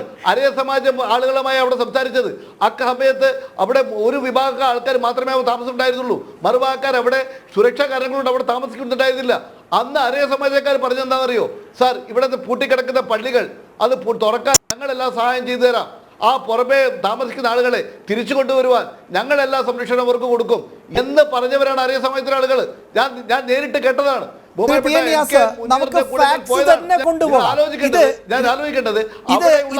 ഇതിന്റെ ഒരു പ്രശ്നം എന്താണെന്നറിയോ? വേറെ പല ആളുകൾ അവിടെ കയറി പ്രശ്നങ്ങൾ അത് അവരുടെ താല്പര്യത്തിനനുസരിച്ച് മുന്നോട്ട് കൊണ്ടുപോകാനാണ് ചെയ്തത്. അത്തരത്തിലുള്ള പുറമേ നിന്ന് വന്ന ആളുകളെ, ശക്തികളെ, അതിനുള്ള പണത്തിന്റെ സ്രോതസ്സുകളെ അവയെ കണ്ടെത്തി ആവശ്യമായ അന്വേഷണം നടത്തുകയോ CBI അന്വേഷണം നടത്തുകയോ ഒന്നും ഞങ്ങളെതിരല്ല. CBI അന്വേഷണം നടത്തണമെങ്കിൽ നടത്താം. നിങ്ങൾ പറയുന്ന രീതിയിലുള്ള ആരെങ്കിലും ഉദ്യോഗസ്ഥന്മാർ ചെയ്യേണ്ടത് ആരാണ്? ഈ അന്വേഷണ കമ്മീഷൻ വന്ന സമയത്ത് ഭരിക്കുന്നത് CPM-ന്റെ ഭരണമാണ്. അവർക്ക് ചെയ്യാമായിരുന്നല്ലോ. 5 കൊല്ലം ഭരിച്ചല്ലോ. BJP ഉൾപ്പെടെയുള്ള ആളുകൾ പോയിട്ടില്ലല്ലോ. ഞാൻ ചോദിക്കേണ്ടത്, ഇപ്പൊ നമ്മള് എല്ലാം ശാന്തമാണ്. 17 വർഷത്തിന് ശേഷം ശ്യാംബാബു ശാന്തമായ ഇങ്ങനെ പറഞ്ഞിട്ട് കാര്യമില്ല. ഒരു നിമിഷം ഉണ്ടാക്കുന്ന അവസ്ഥയിൽ ചർച്ച പോകണമെന്ന് എനിക്ക് നിർബന്ധമുണ്ട്. രാധാകൃഷ്ണൻ ഞാനുമായിട്ട് വളരെ അടുപ്പമുള്ള സുഹൃത്തുക്കളാണ്. രാധാകൃഷ്ണൻ അറിയാം, അവിടെയൊക്കെ ഒരു തീപ്പറി വീടാൻ നമ്മുടെ ഈ കൊറോണയേക്കാൾ വലിയ ഭീകരമായ അവസ്ഥ ദയവ് ചെയ്ത് അത്തരത്തിലുള്ള ചർച്ചയിലേക്ക് പോകരുത്. മുന്നോട്ട് പോവാം. എന്തിനാണ് ഇത്ര വൈകാരികമാവുന്നത്? നമുക്ക് ഫാക്ട്സ് തന്നെ ചർച്ച ചെയ്ത് മുന്നോട്ട് പോവാം. അദ്ദേഹം ദീർഘനാളായി ഈ പ്രക്ഷോഭത്തിൽ ഉണ്ടായിരുന്ന ആളാണ് ശ്രീ മുരുകേഷ്. അദ്ദേഹത്തിന്റെ കൺമുന്നിൽ കണ്ട ചില കാര്യങ്ങൾ ചൂണ്ടിക്കാണിച്ചു. PM നിയാസിന് അത് കൃത്യമായി തെറ്റാണെന്ന് ബോധ്യപ്പെട്ടാൽ ഒരു നിമിഷം ഇത് ഞാൻ ഒരിക്കലുമല്ല അങ്ങോട്ടേക്കല്ല പോകുന്നത്. ദയവായി താങ്കളാണ് ഇപ്പോൾ ഈ ചർച്ചയ്ക്ക് വഴിതിരിച്ചു വിടുന്നത്. ഒരിക്കലും അംഗീകരിക്കാൻ പാടില്ലാത്ത കാര്യം നടന്നു സംഭവിക്കാതിരിക്കണം. അതിനാവശ്യമായ അന്വേഷണം നടക്കണം. നമ്മുടെ ആഗ്രഹം തന്നെയാണ് എന്ന് പറഞ്ഞിട്ട് ഈ സംഭവിച്ചവർക്ക് നീതി കൊടുക്കണ്ടേ? സംഭവിച്ചവർക്ക് നീതി കിട്ടണ്ടേ? കിട്ടണം. അതാണ് ഇവിടെ ചോദ്യം. ഒരു നിമിഷം ശ്രീ NP രാധാകൃഷ്ണൻ, ശ്രീ NP രാധാകൃഷ്ണൻ, താങ്കളുടെ തൊട്ടടുത്തിരിക്കുന്ന ആളല്ലേ ശ്രീ NP രാധാകൃഷ്ണൻ. ഈ ഘട്ടത്തിൽ ഞാൻ ഒരു കാര്യം ചൂണ്ടിക്കാണിച്ചോട്ടെ. ഈ വർഗീയപരമായിട്ടുള്ള സിറ്റുവേഷൻ ഇത് ചൂണ്ടിക്കാണിച്ച്, അതായത് ഞാൻ നേരത്തെ ആദ്യം വായിച്ച പിണറായി വിജയന്റെ സ്റ്റേറ്റ്മെന്റ്, RSS-ഉം BJP-യുമാണ് ഈ CBI അന്വേഷണത്തിന് ആവശ്യപ്പെട്ടത്, അതുകൊണ്ട് ഞങ്ങൾ എതിർക്കുന്നു. കുഞ്ഞാലിക്കുട്ടി പറഞ്ഞു കേന്ദ്ര സർക്കാർ വാജ്പേയി ഈ അവസരം മുതലാക്കിക്കൊണ്ട് എന്നെ ഉൾപ്പെടെയുള്ള ആൾക്കാരെ അകത്തിടും. ആരാണ് ഇവിടെ വർഗീയത പ്രചരിപ്പിക്കുന്നത്? ശ്രീ NP രാധാകൃഷ്ണൻ. ഞാൻ ഒരു കാര്യം ചോദിച്ചോട്ടെ. ഇപ്പം മുരുകേശൻ പറഞ്ഞപ്പോഴാണ് റിയാസ് ഇങ്ങനെയൊക്കെ പറഞ്ഞത്. മുരുകേശനും ഞാനും ഒക്കെ അരേ സമുദായത്തിൽപ്പെട്ട ആൾക്കാരാണ്. ഈ 17 വർഷത്തിൻ്റെ ഇടയ്ക്ക് ആരെങ്കിലും ഞങ്ങളിലെ നന്മ കണ്ടിട്ടുണ്ടോ? ഈ ഇത്രയും വലിയൊരു സംഭവം നടന്നിട്ട് ഞങ്ങൾക്കെന്താ കൈക്കരുത്തില്ലാഞ്ഞിട്ടാ? ഞങ്ങൾക്കെന്താ ശക്തി ഇല്ലാഞ്ഞിട്ടാ? ഞങ്ങൾക്കെന്താ തൻ്റെ ഇട കുറഞ്ഞിട്ടാ? ഇതൊക്കെ ഞങ്ങൾക്കുണ്ട്. ഒരു പൂഴി മണൽ പോലും മാറിയിട്ടിട്ടില്ല ഇത്രയും വലിയൊരു സംഭവം നടന്നിട്ട്. ഞങ്ങളുടെ ആ നന്മ ആരെങ്കിലും കണ്ടോ? ഞങ്ങൾ കാണിച്ച ആ വിവേകം ആരെങ്കിലും ഒന്ന് അംഗീകരിച്ചോ? ആരെങ്കിലും ഞങ്ങളെ ഒന്ന് പ്രശംസിച്ചോ? ഇല്ല. ഇപ്പോഴൊക്കെ ഈ കാണിക്കുന്ന വികാരം ഞങ്ങളോട് ആരെങ്കിലും കാണിച്ചോ? ഞങ്ങൾക്ക് എന്താ കൈയഴിഞ്ഞിട്ടാണോ? ഞങ്ങൾക്ക് ശക്തി ഇല്ലാഞ്ഞിട്ടാണോ? അല്ല, ഞങ്ങൾ വിവേകപൂർവം അച്ചടക്കപൂർവം ഞങ്ങൾക്കൊക്കെ സംഘടനാ ബന്ധമുണ്ട്, ഞങ്ങൾക്കൊരു നേതൃത്വമുണ്ട്. അതൊക്കെ ശിരസാ വഹിച്ച് ഒരു കാര്യമായ അന്വേഷണം നടക്കും, വ്യക്തമായി പ്രതികളെ പുറത്തു കൊണ്ടുവരും. ഇതിൻ്റെ പിന്നിലുള്ള എല്ലാവരും ഈ നിയാസിൻ്റെ അടുത്തുണ്ട്. ഇദ്ദേഹം മുഖ്യമന്ത്രി വന്ന അന്ന് മാറാട് കടപ്പുറത്ത് ഞാനും ഉണ്ട്. മുഖ്യമന്ത്രി വന്ന സമയത്ത് ഒരൊറ്റ കോൺഗ്രസ് നേതാക്കന്മാരെയും അദ്ദേഹം വീടുകളിൽ പോകുമ്പോൾ കൊണ്ടുപോയിട്ടില്ല കൂടെ. അദ്ദേഹം ഒറ്റയ്ക്ക് ഉദ്യോഗസ്ഥന്മാരെയും കൂട്ടിയിട്ടാണ് പോയത്. അദ്ദേഹം ഞങ്ങൾക്ക് തന്ന ഉറപ്പ്, അദ്ദേഹം ഞങ്ങളോട് പറഞ്ഞത് ഇതിൻ്റെ പിന്നിലുള്ള ആരായാലും മുഖം നോക്കാതെ നടപടിയെടുക്കും എന്നാണ്. പക്ഷേ നടപടി ഉണ്ടായില്ല എന്ന് ഞങ്ങൾക്ക് മനസ്സിലായി. ഞാൻ ചില കാര്യങ്ങൾ സൂചിപ്പിക്കാം. ഇവിടെ കൃഷ്ണകുമാർ സാറുണ്ട്, പോലീസ് ഉദ്യോഗസ്ഥനാണ്. ഈ സംഭവത്തിൽ പുറത്തു വരാത്ത കുറേ കാര്യങ്ങളുണ്ട്. ഈ സംഭവം നേരത്തെ പലർക്കും അറിയാം. പലരും ഈ സംഭവം നടക്കുന്നതിന് മുമ്പ് അറിഞ്ഞിട്ടുണ്ട് എന്ന് ജുഡീഷ്യൽ കമ്മീഷൻ പറഞ്ഞിട്ടുണ്ട്. മായിൻ ഹാജിക്കും മൊയ്തീൻ കോയക്കും, പഞ്ചായത്ത് മെമ്പർ മൊയ്തീൻ കോയക്കും CDA ചെയർമാനായിരുന്ന മായിൻ ഹാജിക്കും ഈ സംഭവം നടക്കുമെന്ന് നേരത്തെ അറിയാം എന്ന് സംഭവങ്ങൾ തെളിയിക്കപ്പെട്ടിട്ടുണ്ട്. സൂരജിനെ കുറിച്ച് പറഞ്ഞിട്ടുണ്ട്. മതപരമായി, പക്ഷപാതപരമായി സ്വജനപക്ഷപാതം കാണിച്ചു എന്ന് പറഞ്ഞിട്ടുണ്ട്. ഇന്റലിജൻസ് റിപ്പോർട്ട് അവഗണിച്ചു എന്ന് പറഞ്ഞിട്ടുണ്ട്. ഇവിടെ നേരത്തെ സൂചിപ്പിച്ചില്ലേ ഒരു Abdul Rahim assistant commissioner, special branch report ഉണ്ടായിരുന്നു കലാപം ഉണ്ടാവാൻ സാധ്യതയുണ്ടെന്ന്. അത് അന്വേഷിച്ചിട്ട് അദ്ദേഹം പറഞ്ഞത് എന്താണെന്നറിയോ? അങ്ങനെ ഒരു സംഭവമൊന്നുമില്ല. ബിജിലി എന്ന് പറയുന്ന ആള് അങ്ങനെ സംഭവം, ബിജിലി എന്ന് പറഞ്ഞ ഒരു മുസ്ലിം ഇല്ല, ബിജിലി എന്ന് പറയുന്ന ആൾ അരയനാണ് എന്നാണ് അബ്ദുൾ റഹീം റിപ്പോർട്ട് കൊടുത്തത്. സത്യത്തിൽ ഈ കേസിലെ പ്രധാന പ്രതിയാണ് ബിജിലി. അത് നേരത്തെ കിട്ടിയിട്ടും മറച്ചു വെച്ച ആളാണ് അബ്ദുൾ റഹീം. ഈ അബ്ദുൾ റഹീമിനെതിരെ നടപടിയെടുക്കണമെന്ന് കമ്മീഷൻ റിപ്പോർട്ടുണ്ട്. ഒന്നുമായിട്ടില്ല. സൂരജിനെതിരെ നടപടിയെടുക്കണമെന്ന് കമ്മീഷൻ റിപ്പോർട്ടുണ്ട്. ഇവർ രണ്ടുപേരും കമ്മീഷൻ റിപ്പോർട്ടിലെ തങ്ങളെക്കുറിച്ചുള്ള പരാമർശം നീക്കണമെന്ന് ഹൈക്കോടതിയിൽ അർജി കൊടുക്കുകയും പിന്നീട് പിൻവലിക്കുകയും ചെയ്തവരാണ്. ഞാൻ ആരും അറിയാത്ത ചില സംഭവങ്ങൾ പറയാം. ഈ മാറാൾ ഉൾപ്പെടുന്ന പ്രദേശത്തെ സർക്കിൾ ഇൻസ്പെക്ടർ ഉണ്ടായിരുന്നു, ഒരു അബ്ദുൾ ഹമീദ്. അദ്ദേഹം ആ ദിവസം ലീവാണ്. ആ സംഭവം നടക്കുന്ന മെയ് മാസം 2-ാം തീയതി വെള്ളിയാഴ്ച അദ്ദേഹം ലീവാണ്. അദ്ദേഹം ലീവിന് പറഞ്ഞ കാരണം അദ്ദേഹത്തിന് മഞ്ചേരി കോടതിയിൽ ഒരു കേസ് ഉണ്ടെന്നാണ്. മഞ്ചേരി കോടതിയിൽ കേസിന് പോയ അബ്ദുൾ ഹമീദ് ലീവാണ് സംഭവം നടക്കുന്ന ദിവസം, മാറാടിൻ്റെ പരിധിയിലെ CI. യഥാർത്ഥം എന്താണെന്ന് വെച്ചാൽ തലേന്ന് തന്നെ അറിയാം അബ്ദുൾ ഹമീദിന് മഞ്ചേരി കോടതി, അദ്ദേഹം പോകേണ്ട കേസുള്ള കോടതി നാളെ ലീവാണെന്ന്. പിറ്റേ ദിവസം ലീവാണെന്ന് അദ്ദേഹത്തിന് അറിയാം. അതറിഞ്ഞുകൊണ്ട് അദ്ദേഹം ഈ ദിവസം ഇവിടെ നിന്ന് മാറി നിലമ്പൂരിലെ സ്വന്തം വീട്ടിലിരുന്നു. അദ്ദേഹത്തിന് മുൻകൂട്ടി ഇതറിയാമെന്ന് ഞങ്ങൾ വിശ്വസിക്കുന്നു. ഏതെങ്കിലും ഒരു അന്വേഷണം ആ വഴിക്ക് പോയോ? ഇല്ല. ഇനി മറ്റൊരു കാര്യം, ഇത് പലർക്കും അറിയാം. ഒരു പോലീസ് ഓഫീസർ ഫറോക്കിൽ വെച്ചൊരു കാർ തടഞ്ഞു. മെഡിക്കൽ കോളേജ് ഭാഗത്ത് നിന്ന് പരപ്പനങ്ങാടിയിലേക്ക് പോകുന്ന അംബാസഡർ കാറ്. ആ കാറിലെ 5 പേരെ ചോദ്യം ചെയ്തു. സംഭവം മാറാട് സംഭവം കഴിഞ്ഞ് ജസ്റ്റ് അരമണിക്കൂർ കഴിയുമ്പോൾ അദ്ദേഹം ഇവരെ ചോദ്യം ചെയ്ത് സംശയം തോന്നിയതിൻ്റെ അടിസ്ഥാനത്തിൽ പോലീസ് കൊണ്ടുവന്നു, ഫറോക്ക് പോലീസിൽ. അവരെ ചോദ്യം ചെയ്തപ്പോൾ അവർ പറഞ്ഞത് ഞങ്ങൾ മെഡിക്കൽ കോളേജിൽ രക്തം കൊടുക്കേണ്ടി വരും എന്നതിന് വേണ്ടി പോയതാണ്. മാറാട് സംഭവം നടന്നാൽ മുസ്ലിങ്ങൾക്ക് പരിക്ക് പറ്റിയാൽ രക്തം കൊടുക്കാൻ വേണ്ടി മുൻകൂട്ടി തയ്യാറാക്കി പരപ്പനങ്ങാടിയിൽ നിന്ന് കോഴിക്കോട് മെഡിക്കൽ കോളേജിലേക്ക് പോയ ഒരു കാറിനെ കുറിച്ച് ആ SI അന്വേഷണ ഉദ്യോഗസ്ഥന്മാരോട് പറഞ്ഞു. രസകരമായ അല്ലെങ്കിൽ ദുഃഖകരമായ ഒരു കാര്യം എന്താണെന്നറിയോ? ഒരു പോലീസ് സബ് ഇൻസ്പെക്ടർ അന്വേഷണ ഉദ്യോഗസ്ഥന് കൊടുത്ത മൊഴി കോടതിയിലില്ല. കോടതിയിലെത്തിയപ്പം സാക്ഷിയായി വന്ന അയാൾ പറഞ്ഞു ഇത് ഞാൻ കൊടുത്ത മൊഴിയല്ല. അന്ന് അദ്ദേഹം വിചാരണ നടക്കുമ്പോൾ CI ആയി. അദ്ദേഹം ഇപ്പോൾ സർവീസിലുള്ളതുകൊണ്ടാണ് ഞാൻ പേര് പറയാത്തത്. അദ്ദേഹം പറഞ്ഞു ഇത് ഞാൻ കൊടുത്ത മൊഴിയല്ല. ആ പോലീസ് ഉദ്യോഗസ്ഥന്റെ മൊഴി പോലും മാറ്റിമറിച്ചു. ഈ അബ്ദുൾ ഹമീദിനെ കുറിച്ച് അന്വേഷിച്ചില്ല. ഈ SIയുടെ മൊഴി മാറിയതിനെ കുറിച്ച് അന്വേഷിച്ചിട്ടില്ല. ഇവരെന്തിന് മുൻകൂട്ടി രക്തം കൊടുക്കാൻ പോയി എന്നതിലേക്ക് അന്വേഷണം പോയില്ല. മാത്രമല്ല അഴിമുഖത്ത് കടലിൽ അക്രമം നടന്നു, ഒരാളുടെ കണ്ണുപോയി. വളരെ വിനയാന്വിതനായി തന്നെ ഞാൻ ഈ ചർച്ച കാണുന്ന പ്രേക്ഷകർക്ക് മുമ്പാകെ അതും അന്വേഷിച്ചില്ല. വളരെ വിനയാന്വിതനായി വളരെ വിനയാന്വിതനായി ഞാൻ ഈ ചർച്ച കാണുന്ന പ്രേക്ഷകർക്ക് മുമ്പാകെയും ഒപ്പം തന്നെ അതിഥികൾക്ക് മുമ്പാകെ ഒരു കാര്യം വ്യക്തമാക്കാനാണ് ഉദ്ദേശം. ഇവിടെ എൻ്റെ ലക്ഷ്യം, ഈ ചർച്ചയിലൂടെ എൻ്റെ ലക്ഷ്യം കൃത്യമായ മെറിറ്റ്സ് ചൂണ്ടിക്കാണിക്കുക തന്നെയാണ്. ഇവിടെ രാഷ്ട്രീയ ലാഭം കൊയ്യാൻ ആരെങ്കിലും ശ്രമിക്കുന്നുണ്ടെങ്കിൽ അതാരാണ് എന്നത് കൃത്യമായി തന്നെ പരിശോധിക്കുക. രണ്ട് വിഭാഗങ്ങളെ തമ്മിൽ തെറ്റിച്ച് വിഷം കുടിക്കാൻ ഇറങ്ങിയ ചില ഭീകര സംഘടനകൾ, ഇത് ഞാൻ പറഞ്ഞതല്ല, റിപ്പോർട്ടിൽ തന്നെ ചൂണ്ടിക്കാണിച്ചിട്ടുണ്ട്. അത്തരത്തിൽ ഭീകര സംഘടന ഉണ്ടെന്ന് ഈ കമ്മീഷൻ റിപ്പോർട്ടിൽ തന്നെ പറഞ്ഞിട്ടും എന്തുകൊണ്ടാണ് നടപടിയെടുക്കാൻ അല്ലെങ്കിൽ എടുക്കാൻ ഈ ഘട്ടത്തിൽ മാറി മാറി വന്ന സംസ്ഥാന സർക്കാരുകൾ തയ്യാറാവാത്തത്? ഇനിയൊരു മാറാട് ഉണ്ടാവാനേ പാടില്ല ഒരു സ്ഥലത്ത് പോലും. നമ്മൾ ഒന്നാണ്, ഒറ്റക്കെട്ടായി തന്നെ മുന്നോട്ട് പോകണം. പക്ഷേ ഈ മാറാട് ഒരു പാഠമാണ്. എവിടെയാണോ വീഴ്ച പറ്റിയത്, ഇങ്ങനെ ഒരാളുടെ മനസ്സിൽ വിഷം കുത്തിവെച്ചുകൊണ്ട് ആർക്കും എന്ത് തോന്നിയാസവും ഈ നാട്ടിൽ, എൻ്റെയും നിങ്ങളെയും നാട്ടിൽ ചെയ്യാൻ സാധിക്കുമെന്ന ഗതി ഉണ്ടാവരുത്. ആ ശക്തികളെയാണ് നമ്മൾ ചൂണ്ടിക്കാണിക്കേണ്ടത്. ആ ശക്തികളെയാണ് നമ്മൾ ഒറ്റപ്പെടുത്തേണ്ടത്. അവിടെ റാമും റഹീമും ഒരുമിച്ച് നിന്നേ പറ്റൂ. ആ ശക്തികൾക്ക് ആരാണ് കുട പിടിക്കുന്നത് എന്നതാണ് ഇവിടെ ഏറ്റവും പ്രധാനപ്പെട്ട കാര്യം. ഈ ചർച്ചയിലൂടെ ഒരു മാധ്യമവും ഇത് ചർച്ചയാക്കില്ല എന്ന് എനിക്ക് ഉറപ്പുണ്ട്. ഇത് കാണുന്ന പ്രേക്ഷകർക്ക് ഉറപ്പുണ്ട്. ഈ ഇരിക്കുന്ന അതിഥികൾക്ക് ഉറപ്പുണ്ട്. ഒരാളും ചർച്ചയാക്കില്ല.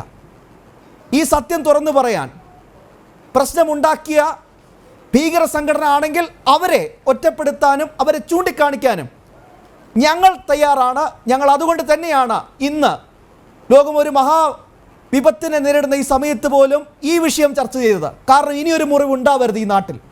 ഒറ്റക്കെട്ടായി തന്നെ നമ്മൾ മുന്നോട്ട് പോകണം.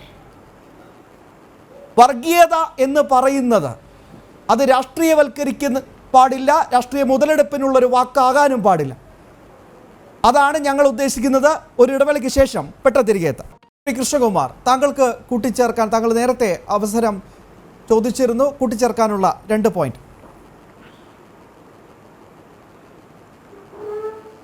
നമുക്ക് വിശ്വാസം നഷ്ടപ്പെട്ട ഒരു അരേ സമാജത്തിൻ്റെ അവരുടെ വിശ്വാസം വീണ്ടെടുക്കേണ്ടത് ഇവിടെയുള്ള ഭരണ സംവിധാനത്തിൻ്റെ മാത്രമല്ല, മനുഷ്യരോട് സ്നേഹമുള്ള ആരുടെയും ചുമതലയാണ്. ആ വിശ്വാസം വീണ്ടെടുക്കണമെങ്കിൽ, ഇതുപോലെയുള്ള സംഗതികൾ ആവർത്തിക്കാതിരിക്കണമെങ്കിൽ, ഇതിൽ ജുഡീഷ്യൽ കമ്മീഷനെ നിയോഗിച്ചതിൽ ഉദ്ദേശശുദ്ധിയുണ്ടെങ്കിൽ, ഹൈക്കോടതിയുടെ ഡയറക്ഷൻസ് കോടതിയിൽ വിശ്വാസമുണ്ടെങ്കിൽ, CBIയുടെ അന്വേഷണത്തിന് ഏറ്റവും വേഗം ഈ ഫയല് പൂർണ്ണമായിട്ട് ഹാൻഡ് ഓവർ ചെയ്ത് ആ ഇൻവെസ്റ്റിഗേഷൻ പ്രോപ്പറായിട്ട് നടക്കേണ്ട എല്ലാ സൗകര്യങ്ങളും ചെയ്തു കൊടുക്കാൻ ആയിട്ട് ഭരണ, പ്രതിപക്ഷ, മറ്റ് കക്ഷികൾ ഉൾപ്പെട്ട ആൾക്കാർക്ക് അവർ അതിന് വേണ്ട ഉത്തരവാദിത്തം കാണിക്കേണ്ടതാണ്, പ്രഷർ ചുമത്തേണ്ടതാണ്. അത് തയ്യാറായില്ലെങ്കിൽ വീണ്ടും നമ്മളിതുപോലെ മസൈക്കറുകളുണ്ടാവും. ഈ മീഡിയയുടെ മുമ്പിൽ വന്ന് നിന്നിട്ട് നമ്മളിതുപോലെ സംസാരിക്കേണ്ട അവസ്ഥ വരും. കമ്മീഷനൊക്കെ പ്രഹസനമായി മാറിക്കൊണ്ടിരിക്കുന്നത് നമ്മൾ എന്നും കാണുന്നു. കോടതി ഡയറക്ഷനെ പുല്ല് വിലയായിട്ട് കണ്ടുകൊണ്ടിരിക്കുന്നു.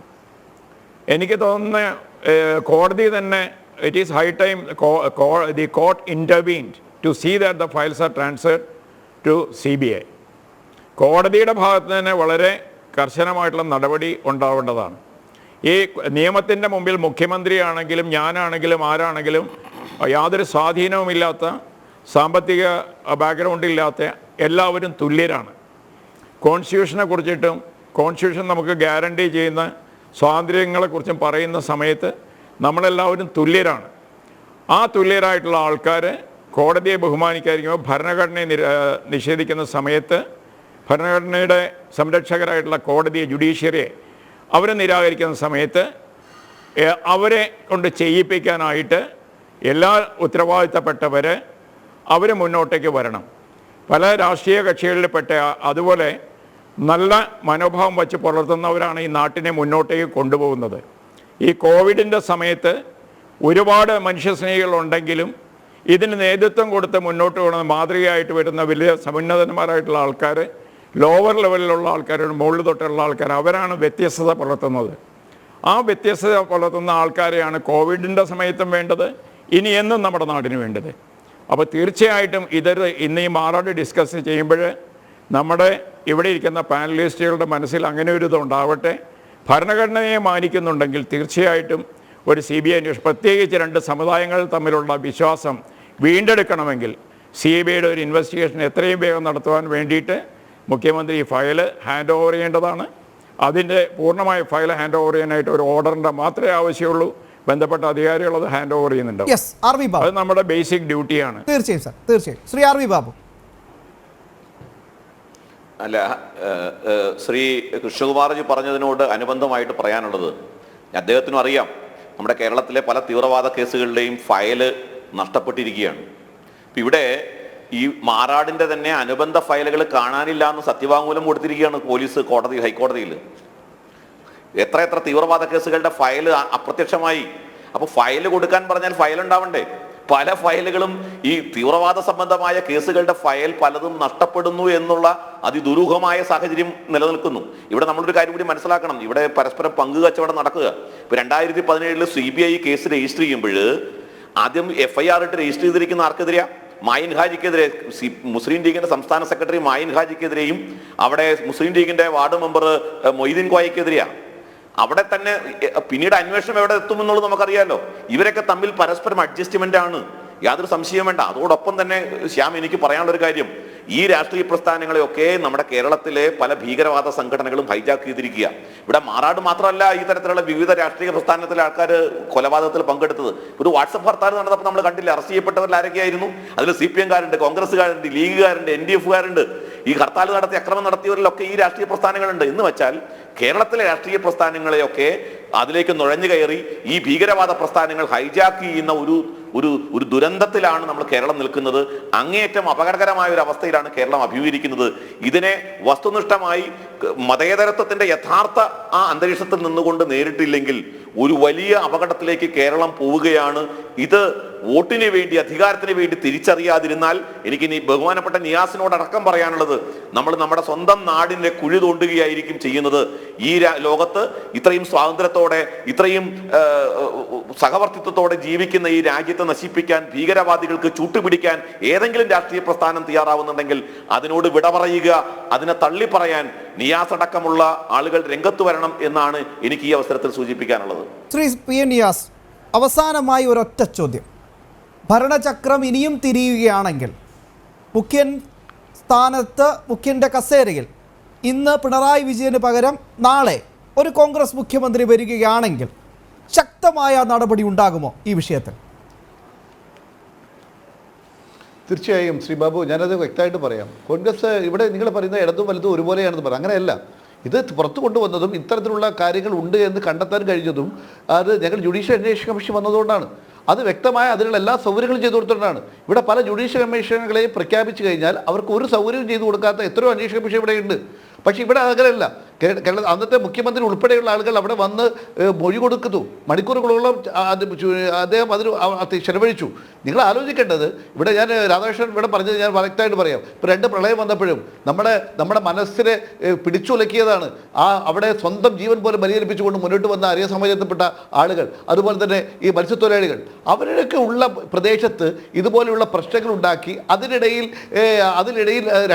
രണ്ടുപേരെ തമ്മിൽ അടുപ്പിച്ചുകൊണ്ട് ആരെങ്കിലും എന്തെങ്കിലും തരത്തിലുള്ള പ്രശ്നങ്ങൾ ഉണ്ടാക്കുമെങ്കിൽ അത് മുളയിലേന്നുള്ളതെന്നുള്ള തീരുമാനക്കാരാണ് UDF, കോൺഗ്രസ്.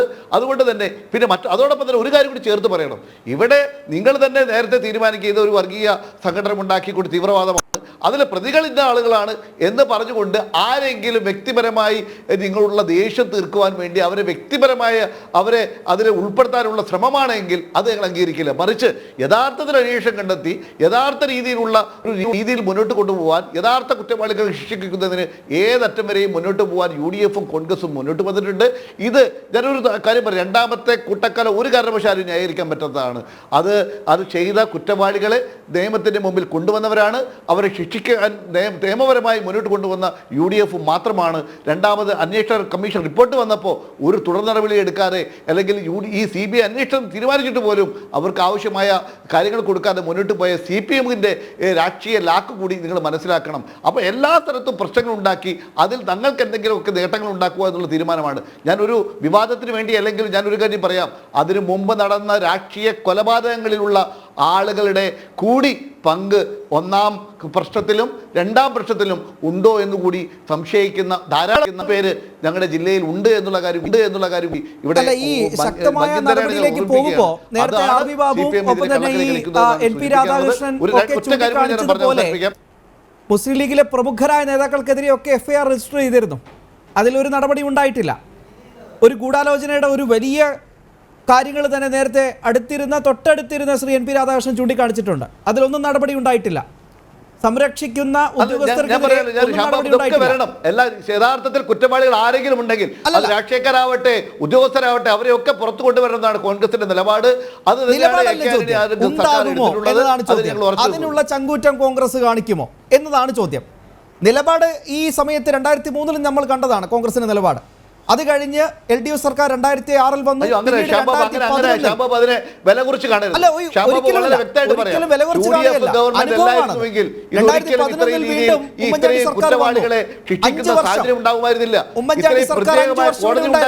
പ്രത്യേകമായ കോടതി ഉണ്ടാക്കി, പ്രത്യേകമായ പ്രോസിക്യൂട്ടർ വെച്ചു, പ്രത്യേകമായി കേസന്വേഷണം നടത്തി, കുറ്റവാളികളെ കണ്ടെത്തി മുന്നോട്ട് പോയി. ഇനി ഗൂഢാലോചനയും പുറമേയുള്ള സഹായം കിട്ടിയതിന് പേരിൽ മാത്രമാണ് വേണ്ടത്. അതും മുന്നോട്ട് കൊണ്ടുപോകാൻ പുറത്തു വന്നു.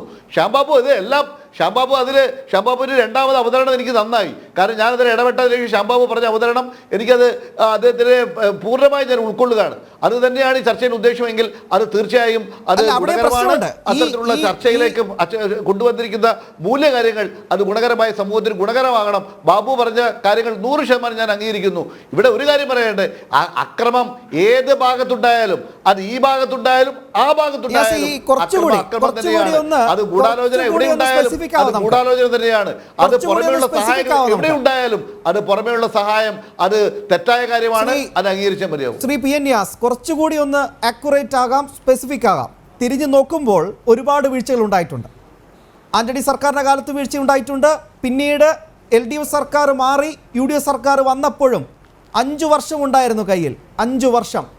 ആ സമയത്തും ഈ ഇരകളുടെ കുടുംബങ്ങൾ നീതിക്ക് വേണ്ടി സെക്രട്ടേറിയറ്റ് പടിക്കൽ ഉൾപ്പെടെ വന്ന് കിടന്നിട്ടുണ്ട്, പറഞ്ഞിട്ടുണ്ട്. ഒരനക്കവും ഉണ്ടായിട്ടില്ല.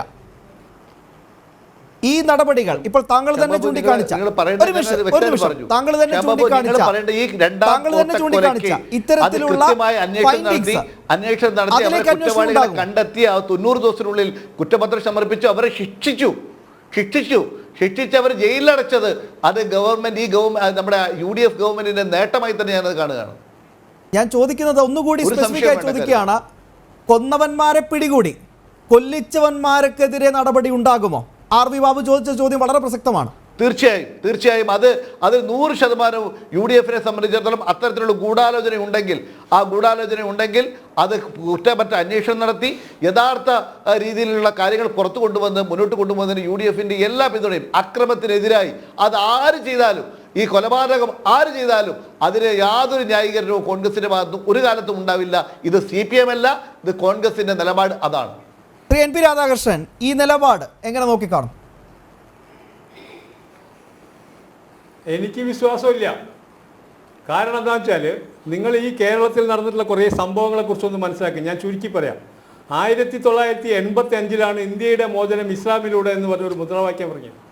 അന്നത്തെ ഭരണകൂടം അതിനെതിരെ ശക്തമായി നടപടി എടുത്തിരുന്നെങ്കിൽ ഇന്ന് ഈ പറയുന്നത് ഒന്നും ഉണ്ടാവില്ലായിരുന്നു. 91 നമ്മൾ മദനി ഫൈസാബാദിൽ പള്ളി പൊളിച്ചു എന്ന് പറഞ്ഞൊരു വ്യാജ പ്രചരണം നടത്തി. കരുനാഗപ്പള്ളി മുതൽ തിരുവനന്തപുരം വരെ കലാപമുണ്ടായി, പൂന്തുറ കലാപമുണ്ടായി. അരവിന്ദാക്ഷൻ നായർ കമ്മീഷൻ റിപ്പോർട്ട് പറഞ്ഞിട്ട് എന്ത് നടപടി ഉണ്ടായി? പോട്ടെ. 90 മുതൽ 95 വരെ മലപ്പുറം ജില്ലയിൽ നിരവധി തിയേറ്ററുകൾ കത്തിച്ച സംഭവം ഉണ്ടായി. അന്വേഷണം എവിടെ എത്തി? ഒന്നുമില്ല. 93 ചേകന്നൂർ മൗലവിനെ വധിച്ചു, എവിടെ എത്തി? ഒന്നും ആയില്ല. 94 കടലുണ്ടിയിൽ പൈപ്പ് ബോംബ് കണ്ടെത്തി, ഒന്നും. ഇതൊക്കെ ശക്തമായി അന്വേഷിച്ച് മുഖം നോക്കാതെ നടപടി എടുത്തിരുന്നെങ്കിൽ മാറാട് സംഭവം ഉണ്ടാവുമായിരുന്നില്ല. ഇനി പോട്ടെ, മാറാട് സംഭവത്തിൽ ഈ വീഴ്ചയില്ലാതെ ഈ പറയുന്നത് പോലെ മുഖം നോക്കാതെ നടപടി എടുത്തിരുന്നെങ്കിൽ ഈ കോഴിക്കോട് ബോംബ് സ്ഫോടനം ഉണ്ടാവുമായിരുന്നോ? ബസ് സ്റ്റാൻഡ് സ്ഫോടനം 2006 കുപ്പുവാരയിൽ BSFന്റെ വെടിയേറ്റ് മലയാളികൾ മരിച്ചത്. പിന്നീട് ബാംഗ്ലൂർ സ്ഫോടനത്തിൽ മലയാളി. ഇന്ത്യയിൽ എവിടെ സ്ഫോടനം നടന്നാലും ഒരു മലയാളി സാന്നിധ്യം. ആ മാറാട് സംഭവത്തിലെ പ്രതികളടക്കം കോയമ്പത്തൂരിൽ മദനീനെ പോയി സന്ദർശിച്ചു എന്ന് കമ്മീഷൻ കണ്ടെത്തിയിട്ടുണ്ട്. ഈ തീവ്രവാദ ബന്ധം ഇതൊക്കെ മുഖം നോക്കാതെ നടപടിയെടുക്കാൻ അത് ഇടതായാലും വേണ്ടില്ല വലതായാലും വേണ്ടില്ല ഇന്ന് വരെ ചെയ്തിട്ടില്ല. അപ്പോഴൊക്കെ ഒരു വോട്ട് ബാങ്ക് രാഷ്ട്രീയവും പ്രീണനവും ഇത് ഒഴിവാക്കാതെ ഈ കേരളം മതേതരമായില്ല, രക്ഷപ്പെടില്ല എന്ന അഭിപ്രായക്കാരനാണ് ഞാൻ. മുഖം നോക്കാതെ ശക്തമായി നടപടിയെടുക്കാൻ മാർക്സിസ്റ്റ് പാർട്ടിക്കോ കോൺഗ്രസിനോ സാധിക്കാത്ത അത്രയും ഈ മത തീവ്രവാദ ശക്തികളിലെ തടവറയിലായി കഴിഞ്ഞിരിക്കുന്നു ഈ നേതൃത്വം എന്ന് വിശ്വസിക്കുന്ന ആളാണ്. യെസ്, ഈ കേസിൽ ഉടനീളമുണ്ടായിരുന്ന സജീവമായി തന്നെ ഉണ്ടായിരുന്ന അഡ്വക്കേറ്റ് ബിനീഷ് ഇപ്പോൾ ചേരുകയാണ് ടെലിഫോൺ ലൈനിൽ. അഡ്വക്കേറ്റ് ബിനീഷ്, ഈ ചർച്ച ഏതാണ്ട് താങ്കൾ ശ്രദ്ധിച്ചു കാണുമെന്നാണ് ഞാൻ വിശ്വസിക്കുന്നത്. ഈ ഘട്ടത്തിൽ താങ്കൾക്ക് കൂട്ടിച്ചേർക്കാനുള്ള കാര്യങ്ങൾ, ഈ വാദമുഖങ്ങളിൽ ഉണ്ടായിരുന്ന സമയത്ത് സർക്കാരിൻ്റെ നിലപാട്, അല്ലെങ്കിൽ എന്ത് പ്രധാനപ്പെട്ട പോയിന്റുകളാണ് താങ്കൾക്ക് ചൂണ്ടിക്കാണിക്കാനുള്ളത്?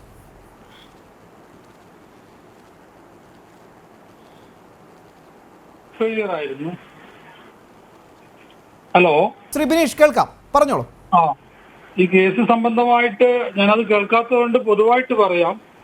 ഇതിൽ പ്രധാനപ്പെട്ട വൈഡർ കോൺസ്പിറസി അന്വേഷിക്കുന്ന കാര്യത്തിൽ അന്വേഷണ ഏജൻസി പരാജയപ്പെടുക, ലോക്കൽ പോലീസും അതുപോലെ തന്നെ പിന്നീട് അന്വേഷിച്ച CBCID പരാജയപ്പെട്ടതാണ്.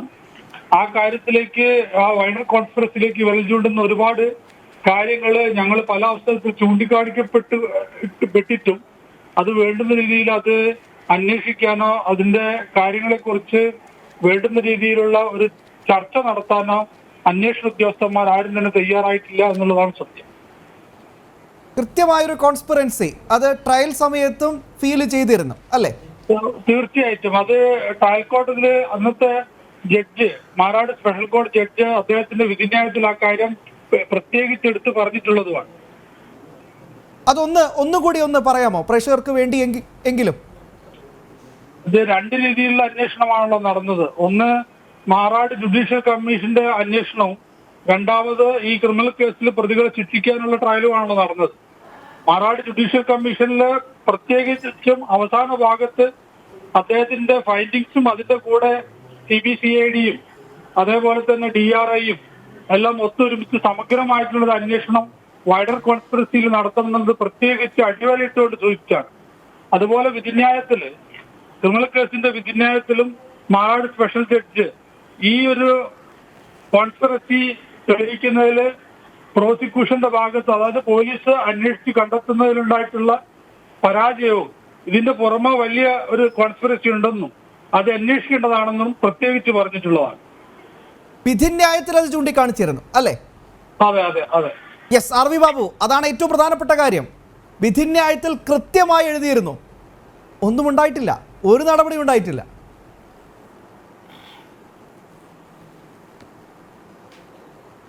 ഞാൻ നേരത്തെ സൂചിപ്പിച്ച പോലെ ഒരു കാര്യം വളരെ വ്യക്തമാണ്.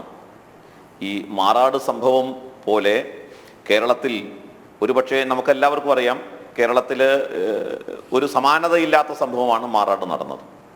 921 മലബാറിലുണ്ടായ മാപ്പിള ലഹള ഒരു വലിയ ആഘാതമാണ് കേരളത്തിൽ മലബാറിൽ ഉണ്ടാക്കിയതെങ്കിൽ അതിനുശേഷം ഒരുപക്ഷെ പിന്നീട് നമുക്ക് 947 രാമസിംഹന്റെ വധവും കുടുംബത്തിന്റെ കൂട്ടക്കൊലയും ഒരു സംഭവമായിട്ടുണ്ടായി. പക്ഷെ പിന്നീട് നമ്മളൊരു കേരള സംസ്ഥാനം രൂപീകരിക്കപ്പെട്ടതിന് ശേഷം മാറാട് സംഭവം പോലെ നടന്ന ഒരു സംഭവം നമുക്ക് ചൂണ്ടിക്കാണിക്കാനില്ല.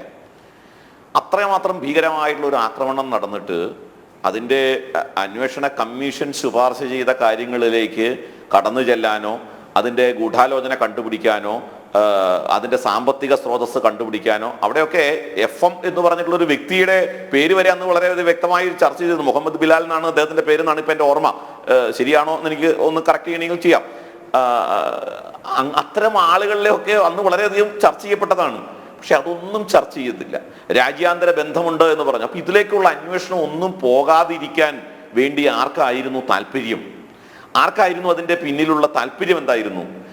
ഈ യഥാർത്ഥത്തിൽ ഈ നേരത്തെ പറഞ്ഞ മാതിരി കൊന്നവരിൽ മാത്രം അന്വേഷണം ഒതുക്കി നിർത്താനും കൊല്ലിച്ചവരിലേക്ക് അന്വേഷണം പോകാതിരിക്കാനും വേണ്ടിയുള്ള താല്പര്യം ആർക്കാണ്? അതിപ്പോഴും ആ താല്പര്യം നിലനിർത്തുന്നത് എന്തുകൊണ്ടാണ്? ഇതൊക്കെ നമ്മൾ കണ്ടെത്താത്തിടത്തോളം കേരളത്തെ സംബന്ധിച്ചിടത്തോളം കേരളം നമുക്ക് വലിയ ഒരു ഭീഷണിയായിട്ട് തന്നെ നിലനിൽക്കും എന്നുള്ള കാര്യത്തിൽ സംശയമില്ല.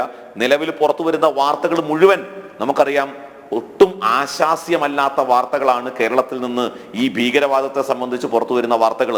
ഇപ്പൊ ഇവിടെ നമ്മൾ CPM-ന്റെ ഒക്കെ പ്രവർത്തകര് എത്ര കണ്ട് ഈ തീവ്രവാദ സംഘടനകളുമായിട്ട് അലൈൻ ചെയ്ത് പ്രവർത്തിക്കുന്നു. ഇപ്പൊ നമുക്കറിയാം അത് എത്ര കണ്ട് വളർന്നു എന്നുള്ളതൊക്കെ. ഇപ്പോ വിദേശത്ത് ജോലി ചെയ്യുന്ന ആളുകൾ വരെ അവിടെ വരെ ഈ മതത്തിന്റെ പേരിൽ അങ്ങോട്ടും ഇങ്ങോട്ടും തിരിഞ്ഞ്, അതായത് ഭാരതത്തിന് അനുകൂലമായ ഇന്ത്യൻ സർക്കാരിനെ അനുകൂലിക്കുന്ന തരത്തില് ഒരു വീഡിയോ ഷെയർ ചെയ്താൽ അതിനെ പോലും ചോദ്യം ചെയ്തുകൊണ്ട് മർദ്ദിച്ച് അവശരാക്കുന്ന തരത്തിലേക്ക് കാര്യങ്ങൾ എത്തുന്നു എന്ന് പറയുമ്പോൾ ഈ തരത്തിലേക്ക് ഒരു പോളറൈസേഷൻ കേരളത്തിൽ ഉണ്ടാക്കിയതിന്റെ ഉത്തരവാദിത്വം ആർക്കാണ്? ഇവിടെ നേരത്തെ രാധാകൃഷ്ണൻ സൂചിപ്പിച്ച പോലെ മദനിയെ പോലുള്ള ഒരു ഭീകരവാദിയെ ഒപ്പം നിർത്തി രാഷ്ട്രീയമായി പിന്തുണ കൊടുക്കാനും രാഷ്ട്രീയ കക്ഷിയായിട്ട് സഖ്യം വരാനും ഒക്കെ ഒരു മടിയും കാണിക്കാത്ത തരത്തിലേക്ക് കേരളത്തിന്റെ രാഷ്ട്രീയം മാറിയിട്ടുണ്ട് എങ്കിൽ അതിന് വലിയ വിലയാണ് നമ്മൾ കൊടുക്കേണ്ടി വരിക.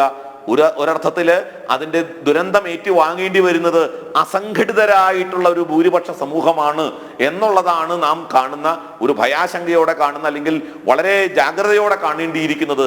അതിന് ആ സമൂഹം അത് നേരിടാൻ തക്ക രീതിയിൽ, അല്ലെങ്കിൽ അതിനെ ഓവർകം ചെയ്യാൻ തക്ക രീതിയിൽ സംഘടിത ശക്തിയായി മാറുക എന്നുള്ളത് അത് ആരെയും എതിർക്കാനോ ആരെയും പരാജയപ്പെടുത്താനോ അല്ല, നാം ആക്രമിക്കപ്പെടാതിരിക്കാൻ ശക്തമായ ഒരു സമാജമായിട്ട് ആ സമൂഹം മാറാതിരുന്നാൽ തീർച്ചയായും ഈ രാഷ്ട്രീയ പ്രസ്ഥാനങ്ങളിൽ നിന്ന് ഒരു സഹായം ഇവർക്കാർക്കും കിട്ടുമെന്ന് വിചാരിക്കുന്നുണ്ട്. ഇവിടെ മതേതരത്വം എന്നുള്ളത് വെറും കാപട്യമാണ്. നിലവിലെ മതേതരത്വം, അതിലൊരു വിശ്വാസവും നമുക്കാർക്കും ഇല്ല. രാധാകൃഷ്ണൻ പറഞ്ഞതുപോലെ യഥാർത്ഥത്തില് ആ ഒരു കാര്യം ഇവിടുത്തെ ഭൂരിപക്ഷ സമൂഹം മനസ്സിലാക്കിക്കൊണ്ട് സമയത്തിനനുസരിച്ച് ഉണർന്ന് നിൽക്കാൻ അവർ ശ്രമിച്ചാൽ മാത്രമേ ഇതിന് ഒരു രക്ഷയുള്ളൂ എന്നാണ് എനിക്ക് തോന്നുന്നത്. തീർച്ചയായും. കൃഷ്ണകുമാർ, ശ്രീ കൃഷ്ണകുമാർ. ഞാൻ ആ ജുഡീഷ്യൽ കമ്മീഷൻ്റെ റിപ്പോർട്ടിൽ പറഞ്ഞ പ്രധാനപ്പെട്ട സംഗതി വെറും ഒരു പ്രതികാര നടപടിയായിട്ടാണ്, ഒരു പ്രതികാര നടപടി മാത്രമായിട്ടാണ് ഇതിനെ കണ്ടിരിക്കുന്നത്. അതാണ് ഏറ്റവും വിചിത്രമായിട്ടുള്ള സംഗതി. ഈ കോൺസ്പിറസി ആംഗിൾ ഒരൊറ്റ ഇൻസിഡൻറ്റ് കൊണ്ട് പ്രൂവ് ചെയ്യാനായിട്ട് സാധിക്കും. ഒന്ന് ആലോചിച്ച് നോക്കൂ. കാരണം പള്ളിയിൽ വച്ച് പള്ളിയിൽ ഈ സംഭവം പ്രസൻറ്റ് ചെയ്തു. അപ്പോൾ പ്രസൻറ്റ് ചെയ്ത ഇൻട്രസ്റ്റഡ് പാർട്ടിയാണ്, അവരൊരു ഗ്രൂപ്പാണ്. അപ്പോൾ അതിനെ പള്ളിയിലുള്ള മറ്റുള്ള ചിലവർ അതിനെ എതിർത്തു. മുസ്ലിം സമുദായത്തിൽ തന്നെ ഉള്ള ചില ആൾക്കാരെ എതിർത്തു. ആ എതിർത്തതിന് അതിനെ സംബന്ധിച്ചിട്ടുള്ള ഇൻ്റലിജൻസ് റിപ്പോർട്ട് വന്നു. ഈ റിപ്പോർട്ട് വന്നതിന് ശേഷം പോലും അവിടെ ഇത് തടയാനായിട്ടുള്ള യാതൊരു നടപടി ഉണ്ടായില്ല. അവിടെയാണ് ഈ വൈഡർ കോൺസ്പിറസി എന്ന് പറഞ്ഞ സംഗതി വരുന്നത്. യാതൊരു നടപടിയും ഉണ്ടായില്ല. അപ്പോൾ കോൺസ്പിറസി ആംഗിള് പ്രൂവ് ചെയ്യാനായിട്ടുള്ള ആവശ്യത്തിൽ കൂടുതൽ എവിഡൻസ് പോലീസിൻ്റെ കൈവശം ഉണ്ടായിരുന്നു. അപ്പോൾ പ്രിലിമിനറി ഇൻവെസ്റ്റിഗേഷൻ തൊട്ട് തന്നെ അതിൻ്റെ ഇൻവെസ്റ്റിഗേഷനെ തെറ്റായ ദിശയിലേക്ക് തിരിച്ചു വിട്ടത് ശരിക്കും ഉത്തരവാദിത്തപ്പെട്ട ഉദ്യോഗസ്ഥന്മാരാണ്. അവിടെയാണ് അതിൻ്റെ സൂപ്പർവിഷൻ ഉണ്ടായിരുന്ന സഞ്ജീവ് പട്ജോഷി അതുപോലെ ഉള്ള മേലുദ്യോഗസ്ഥന്മാർക്ക് പേരിലുള്ള വലിയ ലാബ്സ് നിസ്സാരവൽക്കരിക്കാൻ ഇതിനെ ഒരു കാരണവശാലും നിസ്സാരവൽക്കരിക്കരുത്. മനുഷ്യനും മനസാക്ഷിയുള്ള ആൾക്കാർ നമ്മൾ നിസ്സാരവൽക്കരിക്കില്ല. പിന്നെ എന്തുകൊണ്ട് ഈ പള്ളിയിൽ ഒരു ഗ്രൂപ്പ് ഇത് പറഞ്ഞ് അവതരിപ്പിച്ച സമയത്ത് എന്തുകൊണ്ട് അതിനെ എതിർത്തവർക്ക് പിന്നെ അവരെ വായി മൂടിപ്പോയി? തീർച്ചയായിട്ടും ഭയം കൊണ്ടാണ്. അവർ ഭയം കൊണ്ടാണ്. എങ്ങനെ ഇതുപോലെ ആക്രമിക സ്വഭാവമുള്ള ആൾക്കാരെ അവർക്ക് എതിർത്ത് നിൽക്കാനായിട്ട് സാധിക്കില്ല. അവരുടെ പിന്നെ വലിയൊരു ശക്തി ഉണ്ടെന്നുള്ള തോന്നലാണ്. ഇത് പ്രധാന ഘടകമാണ്. അതാരാണ് എന്നതാണ് അന്വേഷിക്കേണ്ടതും. അതാണ് ഈ കോൺസ്പിറൻസി, ഗൂഢാലോചന എന്നത് കൃത്യമായി തന്നെ കോടതികളും കമ്മീഷനും ഒക്കെ ചൂണ്ടിക്കാണിക്കുകയും ചെയ്തത്. നടപടി ഉണ്ടാകുമോ എന്നതാണ് ഏറ്റവും പ്രധാനപ്പെട്ട കാര്യം. ഒരു ഇടവേള കൂടി. യെസ്, ശ്രീ രാധാകൃഷ്ണൻ, ഇനി ചർച്ചയുടെ അവസാന ഘട്ടത്തിലേക്കാണ് നമ്മളിപ്പോൾ എത്തി നിൽക്കുന്നത്. സമയക്കുറവുള്ളത് കൊണ്ട് തന്നെ ഒന്ന് വേഗത്തിൽ മറുപടി പറയണമെന്ന് അഭ്യർത്ഥിക്കുകയും ചെയ്യുന്നുണ്ടോ? ഇനി ഈ ഘട്ടത്തിൽ CBI ഏറ്റെടുത്ത് കഴിഞ്ഞിട്ടുണ്ട്.